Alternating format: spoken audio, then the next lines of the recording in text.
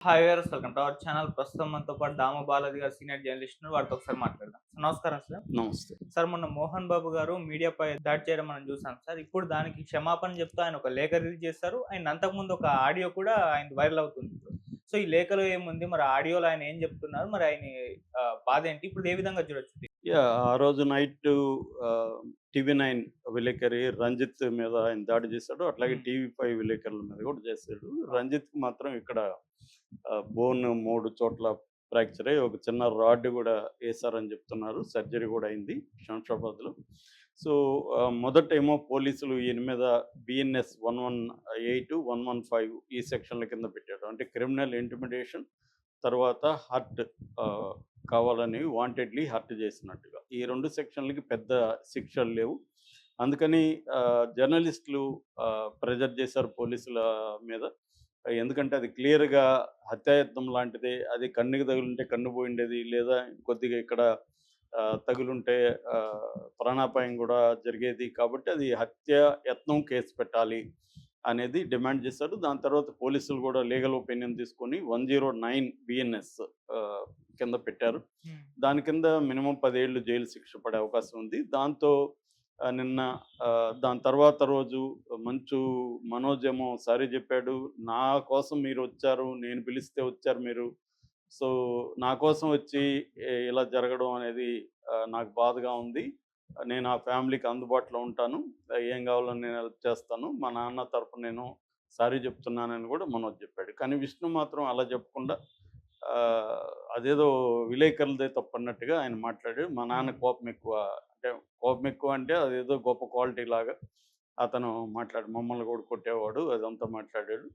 So, దాంతో ఇంకా జర్నలిస్టులకి కోపమొచ్చింది. ఆహ్, దాని తర్వాత నిన్న ఆయన కోర్టుకెళ్ళాడు. కోర్టుకెళ్ళి ఆయనకి యాక్చువల్‌గా మొన్న 10:30 గంటలకి సిపి సుధీర్ బాబు, రాచకొండ సిపి ఆయన పిలిపిచ్చారు. పిలిపిస్తే కొడుకులిద్దరు ఎళ్లారు గానీ ఈయన ఎళ్ళలేదు. అంతకు ముందు రోజే ఆయన ప్లాన్డ్‌గా హాస్పిటల్‌లో జాయిన్ అయ్యాడు. ఆ గ్రౌండ్స్ మీద ఆయన కోర్టుకెళ్ళాడు. కోర్టు కూడా ఆహ్, 24 వరకు ఆయన్ని అరెస్ట్ చేయొద్దని చెప్పింది. హ్మ్. సో, ఆయనకి సెక్యూరిటీ ప్రొవైడ్ చేయమని చెప్పింది. సో, ఈ కాంటెక్స్‌లో నిన్న ఆయన మళ్ళొక ఆడియో. అంతకుముందు గూడా ఆ రోజు గూడా ఒక ఆడియో రిలీజ్ చేశాడు. ఆ ఆడియోలో హ్మ్. ఏమో మనోజ్‌ని అడ్రెస్ చేస్తూ మేమెంత బాధపడుతున్నాము. నువ్వు నా గుండెల మీద తన్నావు ఇవన్నీ చెప్పాడు. దాంతో పాటు మీడియాకి కూడా మీడియా మా ఫ్యామిలీ మీద ఇలాగ ఎందుకు రాస్తున్నారు అదంతా చెప్పాడు. దాని తర్వాత నిన్న నైట్ మళ్ళొక 11 నిమిషాల ఆడియో రిలీజ్ చేశాడు. ఆయన డిశ్చార్జ్ అయ్యి ఇంటికొచ్చిన తర్వాత ఆడియోలో క్లియర్‌గా ఆయన ఏమేమి చెప్తున్నా అంటే, నేను చింతిస్తున్నానని మాత్రమే చెప్పాడు. ఎక్కడ సారీ గాని, తప్పు నా వైపు తప్పు జరిగిందని గాని చెప్పలేదు. ఓకే. పైగా విలేకరులదే తప్పన్నట్టు. ఈ మీడియాదే తప్పు. ఎందుకంటే గేటు తీసుకొని 30, 40 మంది లోపలికొచ్చారు. వాళ్ళు యాంటీ సోషల్ ఎలిమెంట్స్ కూడా మీడియాలో ఉండొచ్చు కదా! నాకు ఏం జరుగుతుందో తెలీదు. చీకటి దాంట్లో నేను చేశాను. కొట్టిందైతే వాస్తవమే గానీ, నేనెందుకు కొట్టానో మీరు ఆలోచించండి. ఇవన్నీ ఆయన్ని సమర్థించుకుంటూ మాట్లాడింది నిన్న ఆడియోలో కనబడుతుంది. అట్లాగే దైవసాక్షిగా నేను ఇలా జరుగుతుందని అనుకోలేదు. మా ఫ్యామిలీ విషయాల్లో జోక్యం చేసుకోవచ్చా మీడియా? రాజకీయ నాయకులు, న్యాయాధిపతులు, పోలీసులు అందరూ ఆలోచించాలి. తర్వాత నా తమ్ముడులాంటోడు. అతని ఫ్యామిలీ గురించి నేను ఆలోచిస్తున్నాను. కానీ నా గురించి మీడియా కూడా ఆలోచించాలి అనేది కూడా ఆయన మాట్లాడాడు. అట్లాగే ఇంట్లో దూరి నా ఏకాగ్రతకు భంగం కలిగిస్తే ఎవరైనా గమ్మునుంటారా? మీరు గమ్మునుంటారా? మీ ఇంట్లో దూరి మీకు ఇది చేస్తే? నేను బయట గాని చేసుంటే నేను నాది తప్పని చెప్పేవాడిని. గేట్ హ్మ్. లోపలికి వాళ్ళు వచ్చారు కాబట్టి, డిస్టర్బ్ చేశారు కాబట్టి నేను కోపంగా ఇచ్చేసాననేది ఆయన ఎక్స్‌ప్లనేషన్ ఇచ్చుకున్నాడు తప్ప సారీ చెప్పలేదు. ఓకే. దాంతో ఈయన ఇంకా సమర్థించుకుంటున్నాడు అన్న యాంగిలే బయటకొచ్చింది. దాని తర్వాత మరి నిన్న మళ్ళీ వాళ్ళు ఆలోచించుకున్నారా? లీగల్ అడ్వైజ్ ఏమన్నా వచ్చిందా? ఆయనకి తెలీదు గానీ ఒక లేఖ అయితే రిటర్న్‌గా రిలీజ్ చేశారు. హ్మ్. అదేందంటే ప్రత్యేకంగా రంజిత్‌కి, టీవీ9 యాజమాన్యానికి, టీవీ5 యాజమాన్యానికి ప్లస్ మీడియాకి ఇన్ జనరల్‌గా సారీ చెప్తూ నేను I I render my apology అనేది ఆయన క్లియర్‌గా చెప్పాడు. ఐ రిగ్రెట్ అని చెప్పాడు. దాంట్లో గూడా మళ్ళీ ఒక వాక్యం ఏముందంటే 30, 40 మంది గేట్లు తీసుకొనొచ్చారు అనేది ఉంది. ఓకే. నిజానికి 30, 40 మంది గేట్లు తీసుకొని వెళ్ళడం అనేది క్లియర్‌గా అబద్ధం.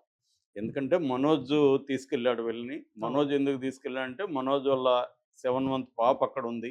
మనోజ్‌ని రానీయకుండా విష్ణు అక్కడ ఒక 40 మంది బౌన్సర్‌లను పెట్టాడు. కాబట్టి మనోజ్ తన పాపను తీసుకురావడానికి మనోజ్ అండ్ మౌనిక దంపతులు అక్కడికి వెళ్లారు. హ్మ్. మనోజ్‌కి ఉన్న ఐడియా ఏందంటే ఆల్రెడీ తన బౌన్సర్‌లని తరిమేశాడు. మంచు విష్ణు తన బౌన్సర్‌లని అక్కడ పెట్టుకున్నాడు కాబట్టి మనల్ని రానీయరని చెప్పి ఏదన్నా తన మీద ఏమన్నా దాడి జరుగుతుందేమో అన్న భయంతో మనోజ్ మీడియాని రమ్మన్నాడు. హ్మ్. మీడియా గూడా మనోజ్ కోసం వెళ్ళింది. వెళ్ళినప్పుడు మనోజ్‌ని రానీయకుండా అక్కడ బౌన్సర్లు అడ్డుకున్నారు. ఆ క్రమంలో అతని షర్ట్ కూడా చినిగింది. దాంతో అతను గేట్‌ని గట్టిగా తోసుకొని వెళ్ళాడు. మీడియా కూడా అతనితో పాటు వెళ్ళింది. అంటే ఓకే. మనోజ్ పిలిస్తేనే మీడియా వెళ్లారు. అది చాలామందికి తెలియకుండా మీ ఇంటికి మీడియా వచ్చి మీ ఇంట్లో మైక్ పెడితే ముఖంలో మైక్ పెడితే కొట్టరా అని అడుగుతున్నారు. హ్మ్. ఇది కాంటెక్స్ట్‌ని చెప్పి పూర్తి కాంటెక్స్ట్ వాస్తవాలు చెప్పి నువ్వు ప్రశ్నేయాలి తప్ప, నువ్వు దాన్ని వక్రీకరించి మీడియా ఎందుకు పోతుంది? ఇన్ని రోజులు మరి ఎందుకు పోలేదు? ఇప్పుడెందుకు పోయింది మీడియా? మీడియాకేం పని? మోహన్ బాబు ఇంటికో, ఇంకొక ఇంటికో గేట్లు తీసుకొని మీడియాకి అవసరం ఏముంది? ఎవరింటికైనా మీడియా ఎందుకెళ్తారు? మా ఇంటికి ఇప్పటివరకు మీడియా రాలేదు. హ్మ్.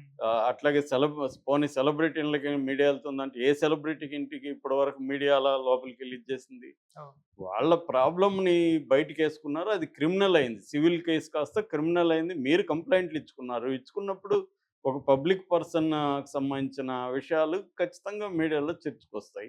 ఓకే. అట్లాగే మనోజ్ తన సెక్యూరిటీ కోసం మీడియాని అడిగాడు. మీడియా వెళ్ళింది. సో, ఇందులో ఎవరి తప్పు? తప్పంటే మనోజ్‌ని మీడియా తీసుకొచ్చాడనేది మనోజ్‌ని తప్పు పట్టాలి తప్ప, హ్మ్. మీడియాని ఎందుకు తప్పు పడుతున్నారు? రెండోది ఆయన కంటికి పెట్టారు, కంటికి తగిలిందనేది కూడా అబద్ధమే. కంటికి ఏమీ పెట్టలేదు. మన వీడియోలో కనిపిస్తుంది. అతను వెళ్తూ అవును. ఉన్నాడు. ఇంకా అసలు పెట్టలేదు. అతను దూకుడుగా వస్తున్నాడు. అతను ఆగలేదు కదా మోహన్ బాబు. హ్మ్. దూకుడుగా వచ్చి మైక్ తీసుకొని కొడుతున్నాడు. అంటే క్లియర్‌గా అతను ముందే ఒక ఇంటెన్షన్‌తోనే మీడియాని కొట్టాలనే ఇంటెన్షన్‌తో వచ్చినట్టుగానే కనబడుతుంది. ఓకే. ఇదేమన్నా ఇరిటేషన్ వచ్చి ఆగుంటే పర్వాలేదు. అదేమీ లేదు. ఇతను పెట్టక ముందే కొట్టేసాడతను. ఇతను అడుగుతున్నాడు. చెప్పండి సార్ అంటున్నాడు గదా! వీడియో ఉంది గదా! హ్మ్. రేపొద్దున కోర్ట్‌లో అయినా ఇవన్నీ ప్రూవ్ గావాలి గదా! ఇదేందంటే తమ వెర్షన్‌ని సపోర్ట్ జేసుకోవడానికి చెప్పడం తప్ప క్లియర్‌గా ఆయన మీద హత్య కేసు, హత్యాయత్నం కేసు ఉంది గాబట్టి, ఇప్పుడు ఆయన ముందు అసలు మీడియా వాళ్ళని పాసిఫై చేసుకొని వాళ్ళ ఇగో సాటిస్ఫై చేస్తే గాని ఆయనకి అవ్వదు కోర్ట్‌లో. కోర్ట్‌లో ఖచ్చితంగా ఆయనకి శిక్ష పడే అవకాశం ఉంది. ఓకే. ఎందుకంటే ఐ విట్‌నెస్ ఉన్నారు.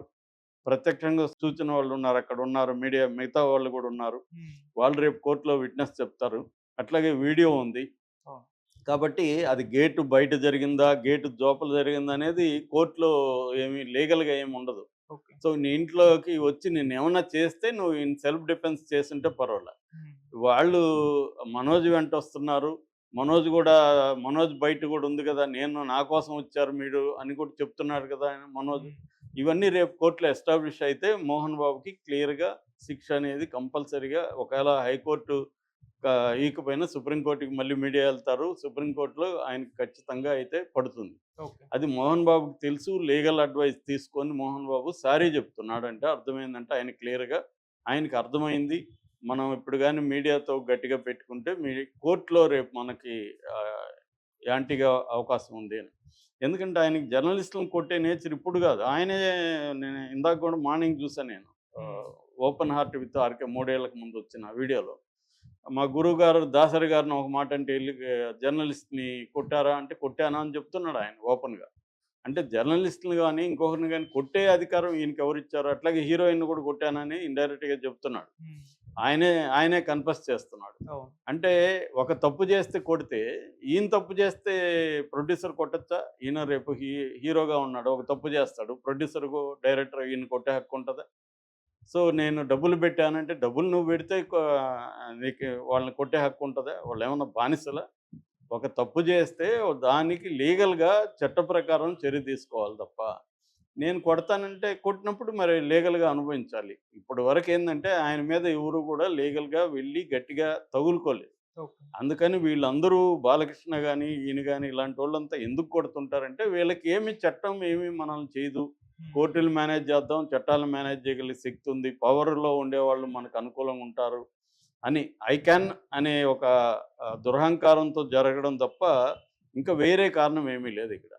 సో, ఇక్కడ చాలామంది మీడియా అతి గురించి ఖచ్చితంగా మీడియాలో అతి ఉంది, నో డౌట్ అది. ఓకే. కానీ ఈ పర్టిక్యులర్ సంఘటనని విశ్లేషించేటప్పుడు నువ్వు జనరల్ విషయాలు తీసుకొచ్చి ఇక్కడ పెట్టకూడదు. మీడియా అతి ఉందా?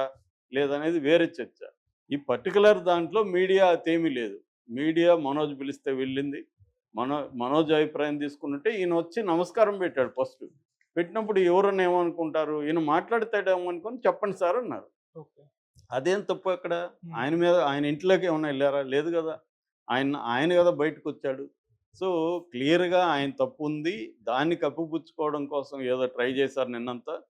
కానీ మీడియా ఇది లేకపోయేసరికి లీగల్ అడ్వైస్ తీసుకొని ఆయన సారీ చెప్పినట్టుగా అర్థమవుతుంది. సో, ఇప్పుడు ఈ రంజిత్‌ని వీళ్ళని మేనేజ్ చేస్తారు. మామూలుగా జరిగేది చెప్తున్నా. మేనేజ్ చేస్తారు. వీళ్ళు గూడా ఇదయిపోయినాక వీళ్ళకేదో కాంపెన్సేషన్ ఇస్తారు. హ్మ్. కేస్ విత్‌డ్రా అయిపోతుంది. అందుకని ఇవన్నీ ఎందుకు చేస్తున్నారంటే మన దగ్గర డబ్బుంది.